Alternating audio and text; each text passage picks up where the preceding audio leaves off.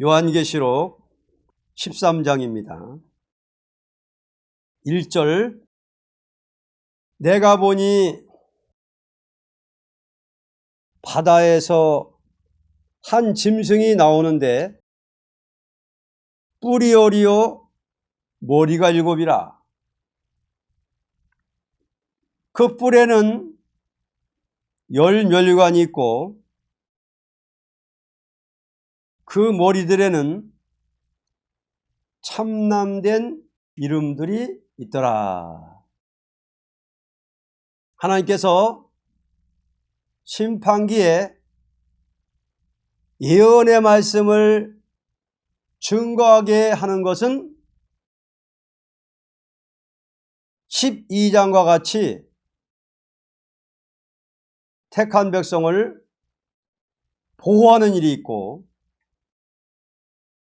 13장과 같은 무서운 박해가 오는 환란이 있다는 것을 보였습니다. 바다에서 한 짐승이 나오는데 뿔이 오리요 머리가 7이요 그 뿔에는 10면류관이 있고 머리들에는 참남된 이름들이 있는 것을 보았습니다. 이것은 바다같이 혼란한 세상에서 짐승같이 남의 것을 빼앗아 먹기를 좋아하는 침략적인 정치가 나올 것을 가르쳤는데 뿔이 오리요 머리가 7이라고 한 것은 붉은 용의 지배를 받는 정책이니 12장에 나타난 붉은 용과 일체적인 관계를 가지고 역사하는 것입니다. 12장 3절에도 하늘에 또 다른 이적이 보이니 보라 한 큰 붉은 용이 있어 머리가 7이요 뿔이 오리라. 한 큰 붉은 용. 근데 용의 머리가 7이요 뿔은 10입니다. 짐승의 것과 같다. 용과 짐승과 일체라는 말이죠. 그러면 왜 일체냐 하는 것을 여기서 말했습니다. 어떻게 해서 일체냐? 이 마귀도 용도 삼위일체로 역사합니다. 용과 짐승과 거짓선지. 자, 우리 하나님은 여호와 하나님, 아들 예수님, 성령님 삼위 역사로 이렇게 일체적으로 역사하는데 이것들도 비슷하게 7머리 10뿔 가진 짐승은 용과 일체적으로 역사한다. 즉 용한테 권세를 받고 또 짐승은 또 거짓선지한테 권세를 주고 이래가지고 7머리 10뿔 가진 짐승의 정체를 구체적으로 지금 해석해 줍니다. 2절 내가 본 짐승은 표범과 비슷하고 그 발은 곰의 발 같고 그 입은 사자의 입 같은데 용이 자기의 능력과 보호자와 큰 권세를 그에게 주었더라. 짐승은 표범과 비슷하게 보인 것은 아름다운 가장을 하고 강교한 정책을 한다는 것입니다. 그 발은 곰의 발같이 보인 것은 강탈적인 정책입니다. 그 입이 사자입 같이 보인 것은 무자비한 정책을 가르쳤는데 용이 자기의 능력과 보호자와 큰 권세를 그에게 주었다는 것은 마귀의 도구로 쓰여지는 정책이라는 것입니다. 자, 용이 권세를 맡겼어요. 능력, 보좌, 큰 권세를 짐승에게 줬습니다. 이제 마지막 짐승이라는 건 유물론 공산당 아닙니까? 또 표범 같다. 공산당이 겉으로는 아름답게 선전해도 속으로는 사람을 죽이는 정책입니다. 그러니까 겉다르고 속다른 정책이다. 아주 강교하다. 공산당 같이 강교한 정책이 없어요. 또 곰의 발, 곰의 발, 강탈. 곰이란 놈이 쥐고 잡아다니면 누가 뺏을 수 있습니까? 네? 곰의 발 같은 정책이요. 남의 토지 재산 막 빼앗으면 공산당 손에 들어가면 빼앗을 사람이 누가 있습니까? 또 사자, 입은 사자, 용서가 있습니까? 사자가. 네? 용서 없는 정책이라 그거예요. 그러니까 강교한 정책이요, 겉다르고 속다른 정책이요, 또는 강탈의 정책이요, 무자비한 정책이라. 여기에 공산당이라 쓰지 않았지만 이게 그거 아닙니까? 그러니까 계시록 6장에 붉은 말 탄 자가 큰 칼도 나온 거, 그거를 구체적으로 해석을 해줍니다. 큰 칼 들고 나와가지고 땅에서 화평을 지어버리고 서로 죽이게 하는데 무자비한 정책이다. 또 겉다르고 속다른 정책이다. 계율적 정책이다. 이게 우리의 싸움의 대상자다. 해를 입은 여자, 촛대계 사자들이 싸울 대상자다. 이걸 보여준 겁니다. 그 다음 3절. 그의 머리 하나가 상하여 죽게 된 것 같더니 그 죽게 되었던 상처가 나음에 온 땅 이상히 여겨 짐승을 따르고, 그 머리 하나가 상하여 죽게 된 것 같더니 죽게 됐던 상처가 나음에 그 온 땅이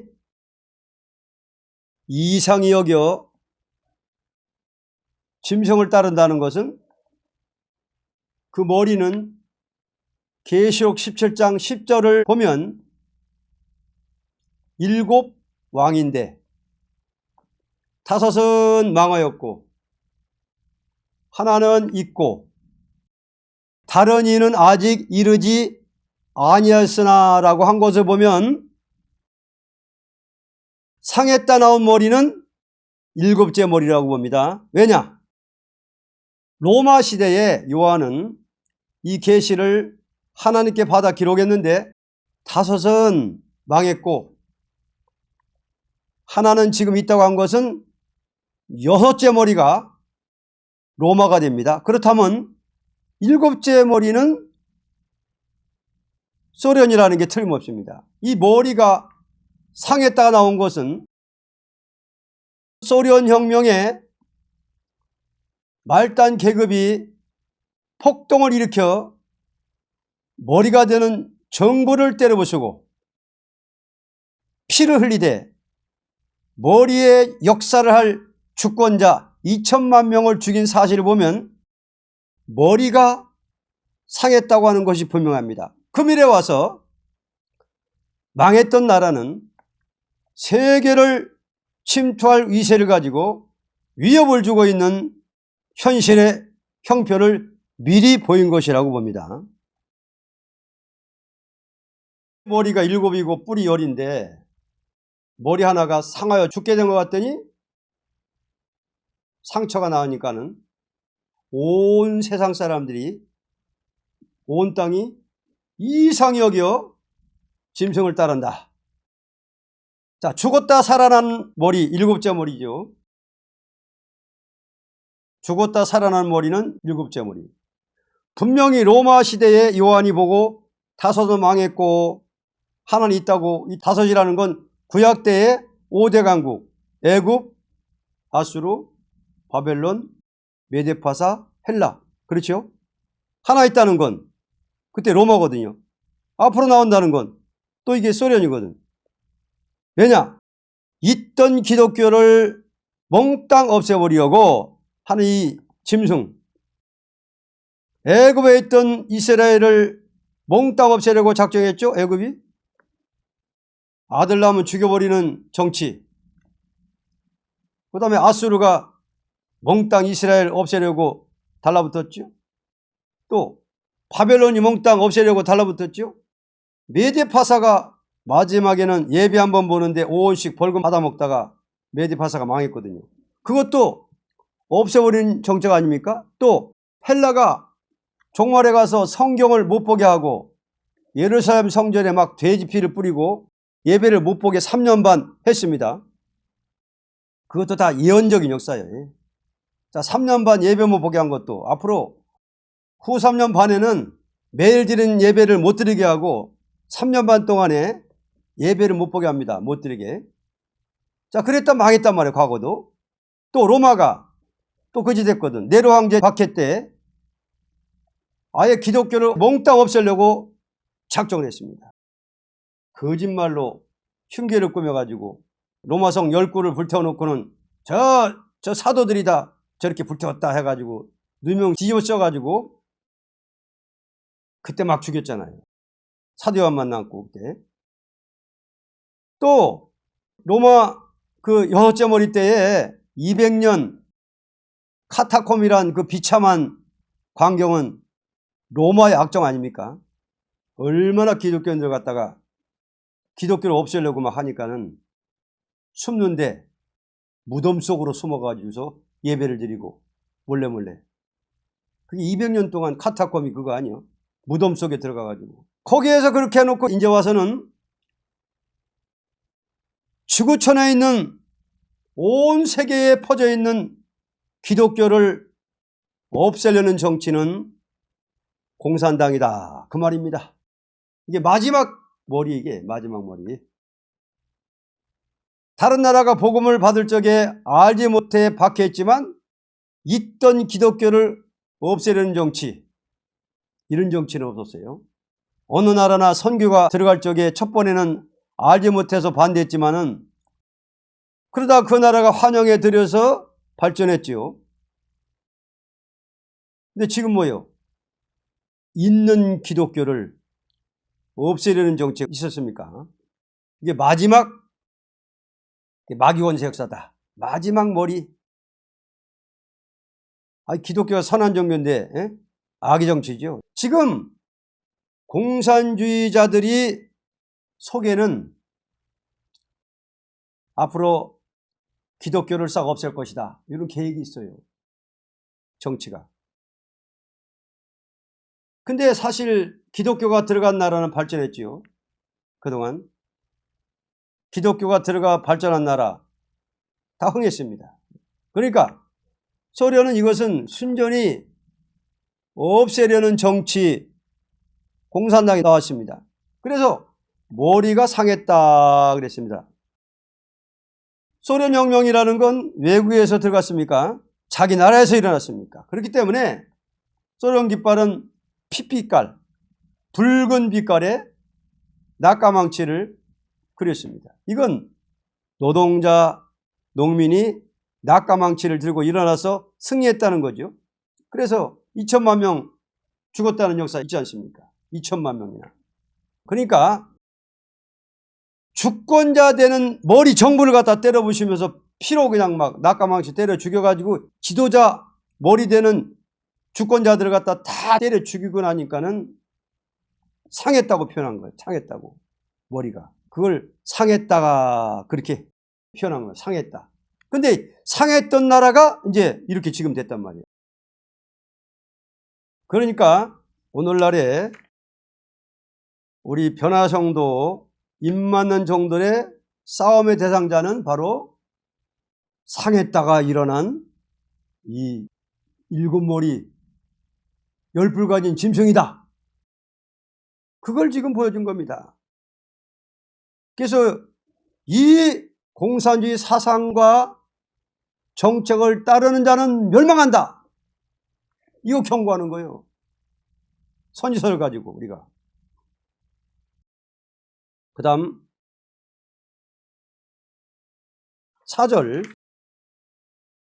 용이 짐승에게 권세를 주므로 용에게 경배하며 짐승에게 경배하여 가로되 누가 이 짐승과 같으뇨 누가 능히 이로 더불어 싸우려 하더라. 용이 짐승에게 권세를 주므로 세상 사람이 그 앞에 머리를 숙이며 누가 능히 이로 더불어 싸우려 한다는 것은 인간의 힘으로 도저히 당할 수가 없다는 것을 뜻했습니다. 그러니 누가 이거하고 싸우겠냐고 말이에요. 입 맞는 종들 외에는 싸울 자가 없습니다. 뇌물을 먹고 호주머니 돈 채우는 공무원이 공산당과 싸우겠습니까? 못 싸웁니다. 말이 안 됩니다. 그러니까 누가 싸우겠느냐? 그러니까 이 세상 사람들은 하나님을 의지하지 않고 이 진리를, 멸공진리를 모르는 사람들은 싸울 엄두를 못 내는 거예요. 그냥 머리 숙이는 거예요. 싸울 필요도 없어요. 마귀끼리, 자기들끼리인데. 그러니까 자동적으로 짐승한테 머리 숙이고 표받게 돼 있다 이거예요. 지금 사회가. 근데 싸울 용사는 해도는 편에 나오는 그 하나님의 인의 역사를 받은 종들만이 싸우는 겁니다. 그 다음 5절. 또 짐승이 큰 말과 참남된 말하는 입을 받고 또 42달 일할 권세를 받으니라. 이렇게 되므로 짐승은 극도로 교만해지는 동시에 42달 일할 권세를 받게 되었습니다. 아니 모든 세상에 하나님 의지하지 않는 이런 사람들은 다 그냥 머리를 숙이고 따라가고 세력이 얼마나 커졌어요 지금. 응? 지역만 해도 3분의 1인데 그 사상적으로는 전 세계에 퍼져가지고 온 땅의 사람들이 이야 누가 능히 싸우겠느냐 두려우면서 다 머리 숙이는 거예요. 근데 하나님을 참으로 의지하는 사람들은 머리 안 숙이죠. 이렇게 되므로 짐승은 극도로 교만해지는 거예요. 지구상에 뭐 3분의 1이 저그 땅이고 또 3분의 1 넘어서 온 땅에 많은 사람들이 보이지 않는 사상 들어가가지고 은근히 정책을 따라가면서 거기 머리 숙이는 사람이 숫자가 어마어마 많으니까 극도로 교만해져가지고는 42달 동안 이제 죄를 짓는 정치를 합니다. 용한테 받은 거예요. 권세를 42달 동안. 3년 반 11장 2절에 42달 동안 집밟는다고 그랬죠. 성전 방마당은 청량하지 말고 그냥 두라. 이것을 이방인에게 주었은즉 저희가 거룩한 성을 42달 동안 짓밟으리라 그랬거든. 한때 두때 반때. 한때는 1년, 두때는 2년, 그러니까 합하면 3년 아니요? 반때, 3년 반, 42달, 1260일 동안. 그러니까 1260일, 즉 42달 동안 예비처에 양육받는 동안에 이제 이 진리를 안 따라온 피로사한 백성들을 안 따라오니까는 42달 동안 짓밟는 거예요. 교회를. 거룩한 성을 짓밟는다는 얘기는 피로산 백성들을 짓밟는다는 거예요. 이 진리를 안 따랐기 때문에. 이 거룩한 성이라는 것은 거기 피로산 백성이 있다는 거거든. 피로산 백성들이 모이는 데가 교회 아니에요? 거룩한 성? 거기 그냥 이 진리를 안 따르니까 짓밟는 거예요. 짐승들한테. 절대 이거는 양육받는 기간을 말한 겁니다. 후 3년 반 양육받을 때에 따라오지 않는 교회 큰 박해받는 겁니다. 이때 1260일 동안 40달 동안 예비처에 양육받는 동안에 42달 동안 짐승이 세계 통치한다. 수종 통치한다. 그래서 둘째 화의 기간은 수종 통치를 말하는 거예요. 수종 통치. 짐승들이 통치한다 그 말이에요.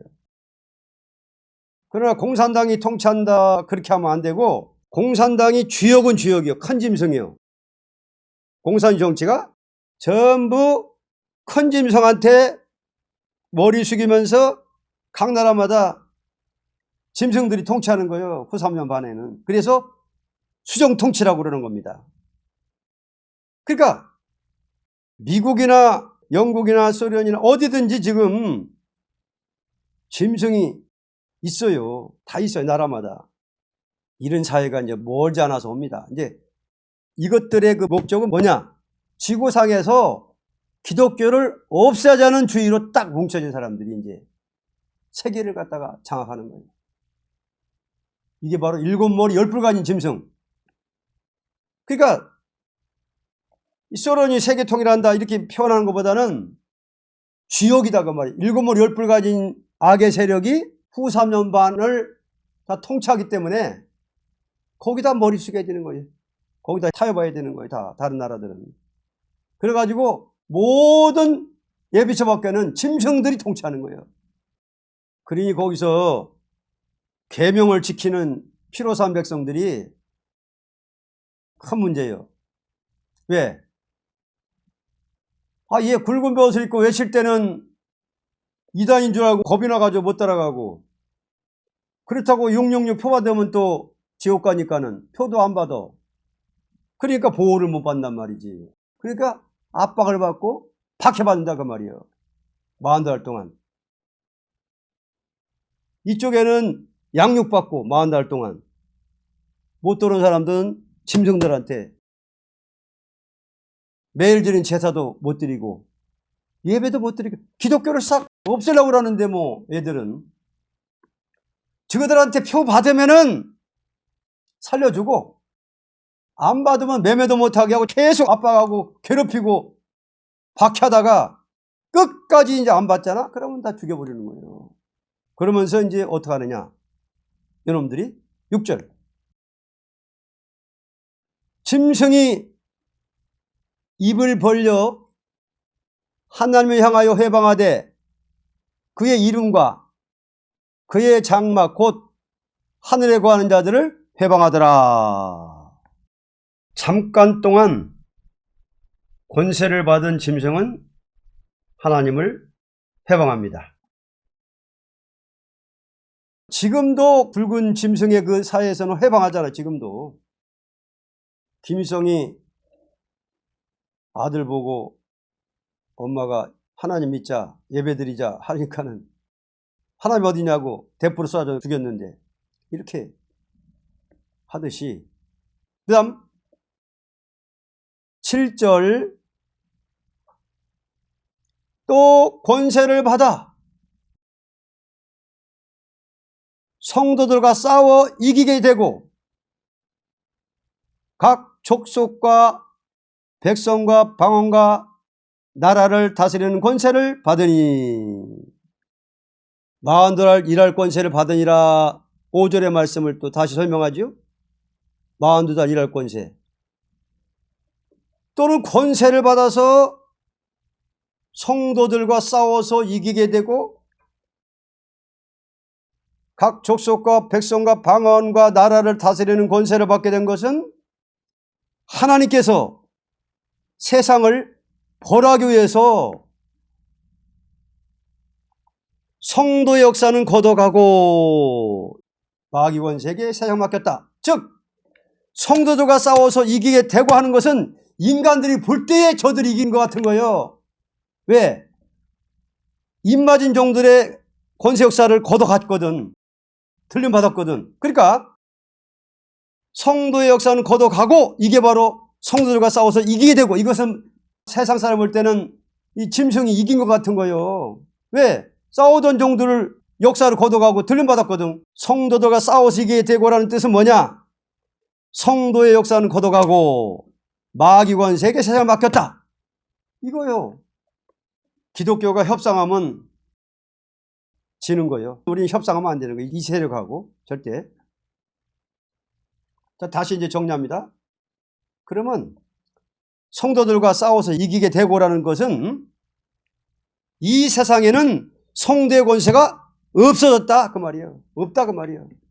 그러니 이 세상은 이제 다 짐승 거짓선지 세상이다. 용 짐승 거짓선지 세상이 됐다. 마귀 세상이 됐다. 이걸 말한 거예요. 그 다음 8절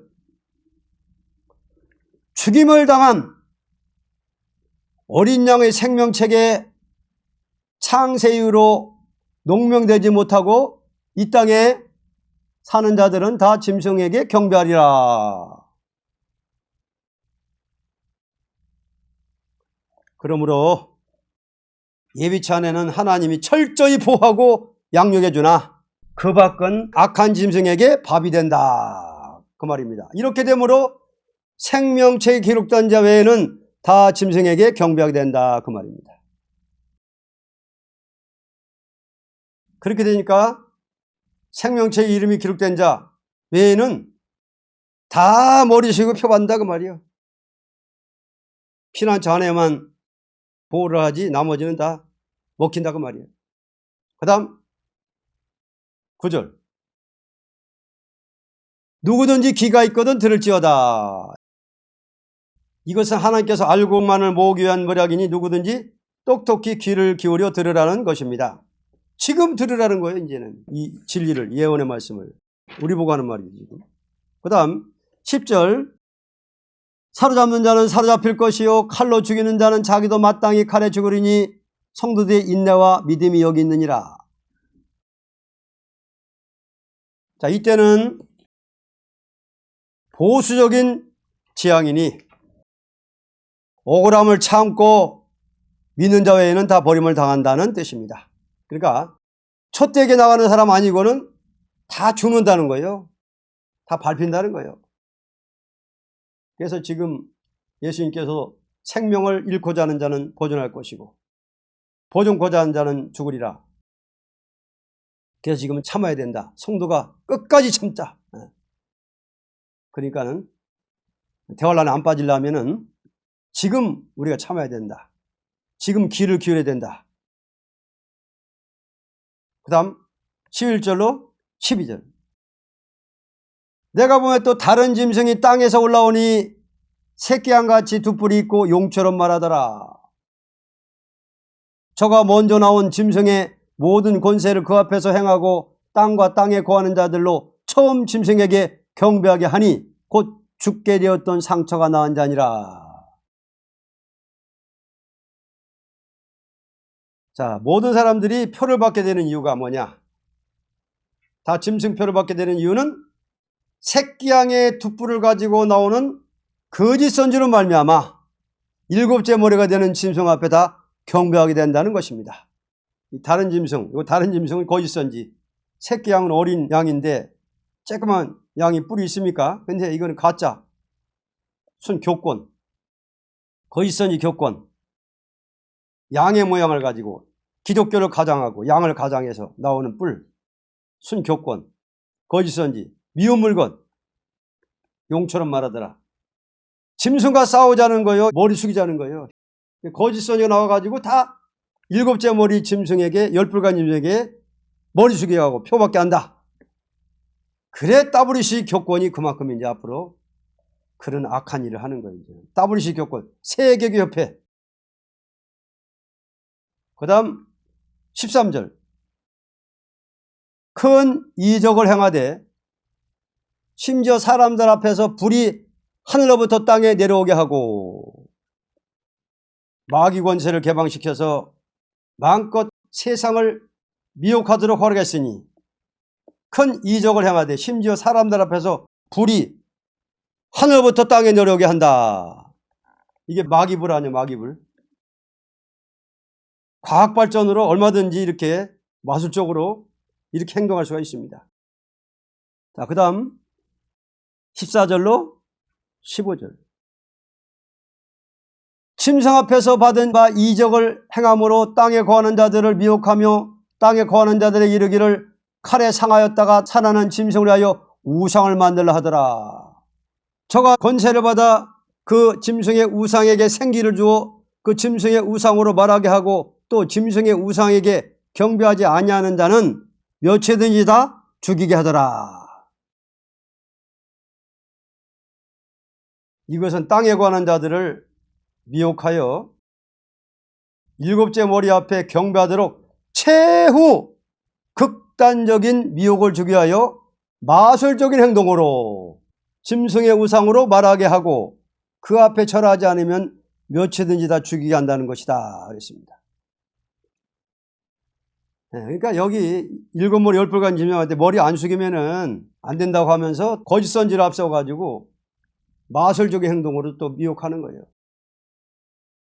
불이 막 하늘에 내려오기도 하고 마귀불. 자, 오늘의 WCC 끼고 나오는 게 맞잖아요. WCC가 뭡니까? 서로 전쟁하면 다 죽으니까 서로 좋게 지내고 평화하자, 협상하자.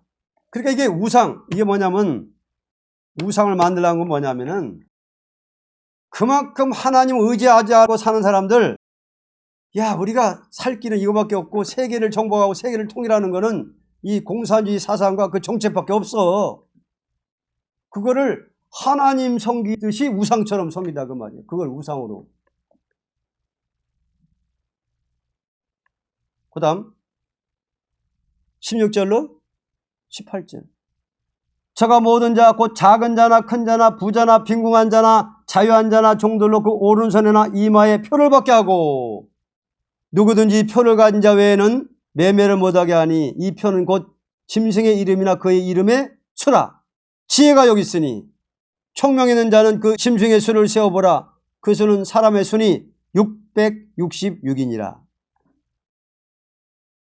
이 거짓 선지가 미운 물건이 누구든지 오른손에나 이마에 표를 받게 하고 표를 받은 자 외에는 매매를 못하게 하니 이 표라는 것은 666인데 이것이 666입니다. 6이라는 것은 마귀 순이 최고의 마귀 세력이 강하게 일어난 용과 짐승과 거짓 선지가 합하여 다스리는 표입니다. 그러니까 앞으로 거기 머리 안 숙이면은 물건을 살 수도 없고 팔 수도 없고 그러니까 먹는 문제나 꿇고 이제 막 괴롭히는 거예요. 그러니까 표 안 받을 사람이 있어요? 어린 양의 생명책에 생명책 기록된 자 외에는 다 표 받는 거예요. 그러니까 문제는 뭐냐? 어린 양의 생명책 기록되고도 예비처 못 도는 사람들, 들림 못 받는 사람들이 이제 큰 환난을 당하는 거예요. 가만 놔두겠어요? 표 안 받는데. 그러니까 괴롭히지. 예배 못 드리게 하지. 매매 못하게 하지. 그래서 끝까지 이제 표 안 받으니까 다 죽여버리는 거예요, 나중에. 이게 바로 둘째와. 첫째와는 주님 재림할 때까지 5개월간 끝날 때까지고 이미 진행 중이지만은 둘째와는 뭐냐? 들림받을 때부터 들림받고 마귀가 땅으로 쫓겨내로부터는 이제 그때는 둘째화예요. 42달 동안. 셋째화는 후 3년만 지나서 7대접 재앙날일 때가 셋째화가 되는 거예요. 하나님께서 이와 같은 환난을 오게 하는 것은 14장으로 19장 같이 심판해서 20장 같은 새 시대를 유기한 목적입니다. 그러니까 마지막 시대가 예언의 법 시대인데 그 시대적인 법을 안 따라오면은 암만 예수 계명을 지키고 생명책 기록된 자라도 여기에 빠지는 거예요, 대환란에. 그래서 우리가 이제 안타까운 마음으로 이제 환란에 빠지지 말고 영육구원 받자 하고 외치는 거예요. 1060을 증거하고 이런 일이 오는 것은 알곡과 쭉정이를 가르기 위한 목적이에요. 첫째와 오는 것은 뭡니까? 참 목자와 거짓 목사 가리는 거고 1760 예언할 때 이제 안 따르는 사람들은 쭉정이가 돼가지고 다 환란에 떨어진 거지. 암만 예수 계명을 지켜도. 가라지가 있고 쭉정이가 있고 알곡이 있습니다. 노아 때에도 한번 경고했잖아요. 노아 때 홍수 심판이 온다, 방주를 예배자 해도 말 안 들으니까 물에 빠진 거예요.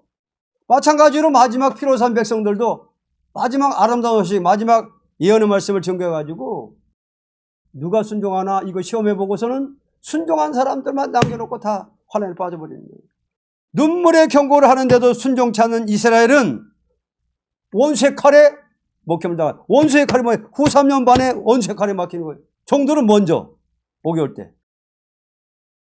그렇기 때문에 우리 사명이 막중하고 우리가 첫 대계를 이루는 것이 얼마나 큰일이냐.